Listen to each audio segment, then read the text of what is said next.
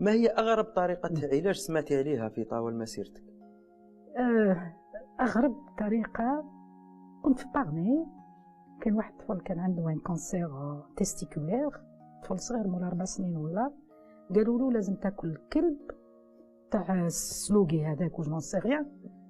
وي مسيو باش تبرع، وكلته لي الام تاعو.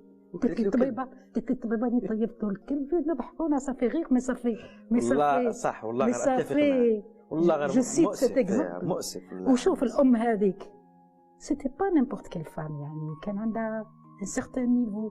قالت لي قالوا لها سلوقيان لا غاس، ماشي تروح تجيبي برجال. قلت لها كيفاش وكلتي الكلب؟ يعني الطفل مات، ما ماتش بهذاك الدواء هذاك. حل الطبيب يفو راح اخويا الطبيب سقسي، وكاين الدواء وكاين الدواء وكاين الاعشاب اللي يقدروا بيتيتر يفيدوا، بصح نشوفوا كيل كونسونطراسيون كيفاش نديروهم اتسيتيرا.